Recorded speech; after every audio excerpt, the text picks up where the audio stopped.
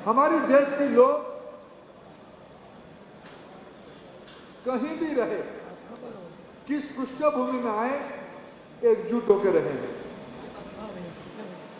मैं पिछले दिनों में रामेश्वरम गया, मीनाक्षी मंदिर मदुराई में दर्शन करके आया। मैं पूर्वोत्तर जाता हूं, त्रिपुरा सुंदरी की मंदिर देखूं या मां कामाख्या के आशीर्वाद लेने पहुंचूं, खाटू श्याम जी जाऊं या माता वैष्णो देवी के वहां जाऊं।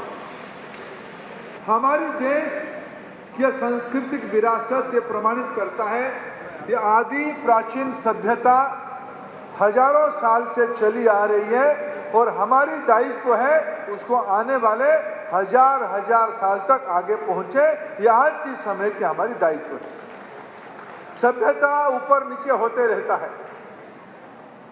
इस ऊपर नीचे के अंदर वर्तमान जिनकी दायित्व में है, आज हम सभी की दायित्व में इस सभ्यता की वर्तमान है। इस वर्तमान को समझना, इतिहास को समझना, इतिहास की दर्पण में वर्तमान में खड़े होकर भविष्य की रास्ता तैयार करना, यह मनुष्य सभ्यता की परिपक्वता कहता है। तो भारत आज दुनिया की चौथी बड़ी अर्थनीति बन चुकी है। थोड़े ही दिनों में हम लोग विश्व की एक प्रभावशाली अर्थनीति में पहुंचेंगे। मैं सीधा अर्थनीति की बात कह रहा हूं। अर्थनीति यानी हम सभी की योगदान है, हम सभी की दायित्व है। आज जो चौथे स्थान तक हम पहुंचे हैं उसमें भारत की सभी नागरिकों की दायित्व है और आप लोगों की भी विशेष दायित्व है। एक समय में था हमारी देश में गुलामी के कारण, अभी प्रधानमंत्री जी ने 2026 की स्मरण किया। 2026 से 1000 साल पहले 1026 में सोमनाथ मंदिर की भूल लुंठन किया गया था। सोमनाथ मंदिर में आक्रमण 1000 साल पहले हुई। भारत के आक्रमण के इतिहास 1000 साल की है। विशेष करके गुलामी अंग्रेजों में जब हमको दिया, जिसकी वीर गाथा इस संबलपुर से भी जुड़ा हुआ है। वीर सुरेंद्र साय कुदोपाली की संग्राम अंग्रेजों के खिलाफ हमारे संघर्ष का गाथा है। मित्रों, गुलामी के कारण हम लोगों ने विस्मृत किया था, कुछ चीजों को भूल गए थे, कुछ चीजों को, हमारी परंपरा को हमने विस्मरण किया, हमारे समाज जीवन को हमने दुर्लक्ष्य किया।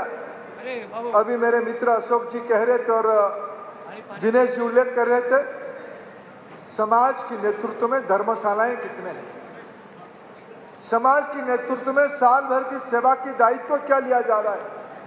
समाज गौ सेवा में क्या कर रहा है, समाज गरीब कल्याण में क्या कर रहा है, समाज रोगी सेवा में क्या कर रहा है। समाज ही कर रहा है।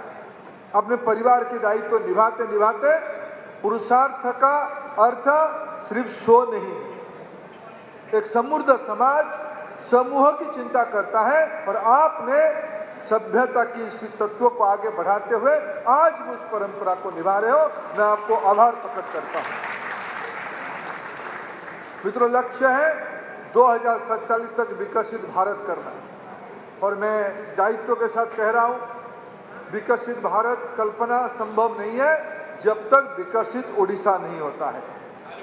विकसित ओडिशा तब तक संभव नहीं होता है जब ओडिशा की 50,000 गांव विकसित नहीं होता है, संबलपुर विकसित नहीं होता है, कलाहंडी विकसित नहीं होता है, बालेश्वर विकसित नहीं होता है, मालकानगिरी विकसित नहीं होता है, गंजाम विकसित नहीं होता है, सुंदरगढ़ विकसित नहीं होता है। विकसित होना यानी समाज को अर्थनैतिक संपन्नता की ओर ले जाना। मित्रों, समाज रेल की गाड़ी जैसे होती है। रेल में डिब्बा रहता है, इसमें इंजन भी रहता है। इंजन जितना तेजी से आगे बढ़ेगा, डिब्बा भी उसके साथ उतने जल्दी खींचे जाएगा। और मैं आपको प्रधानमंत्री जी की बात को उल्लेख करना चाहता हूं। बीते दिनों में माननीय प्रधानमंत्री लाल किले से कहा था। जदि आपंक आम भिडी भल लगा तेब आम चैनल को लाइक शेयर और सब्सक्राइब करने को जमा भी भूलु नहीं।